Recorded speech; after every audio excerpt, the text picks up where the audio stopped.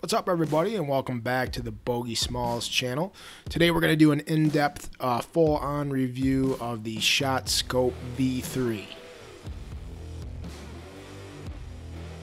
I'm looking forward to this one, guys, as I was an avid user of the V2 edition, which improved my game significantly, and onto this one, I'm looking for bigger and better things.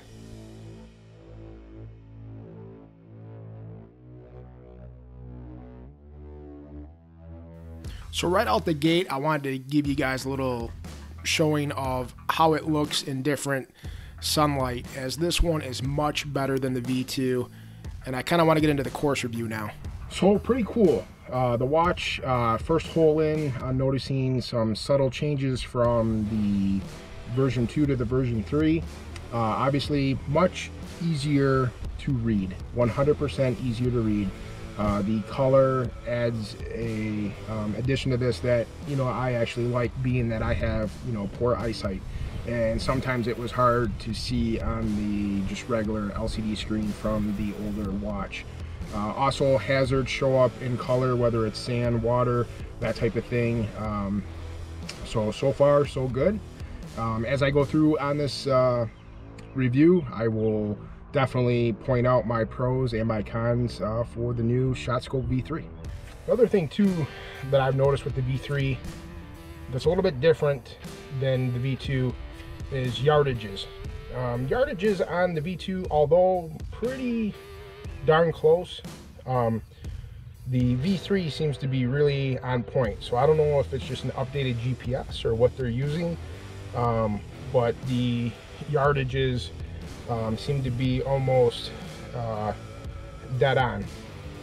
Alright guys, so now I'm going to take you back to the Bogey Smalls Studios and let's kind of do a little in-depth. You'll see here from last year, or from the V2 to the V3, the footprint and size is so much smaller. The band seems to be of a lot better quality, and it's not as bulky, which makes the watch a lot more comfortable.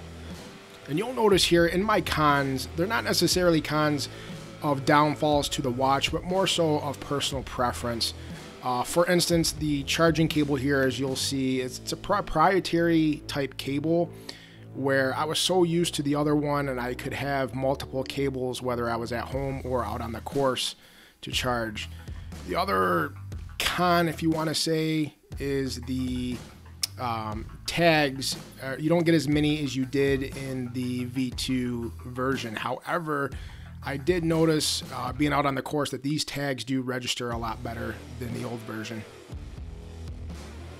Some more pros to this watch, being that you have the ability to now wear it as a watch, and it's got the 24-hour clock, which you couldn't change on the old version, which I thought they would do in a software update, but it never happened. So to have that on this, that's an added plus to shotscope. I'm really glad that they added that.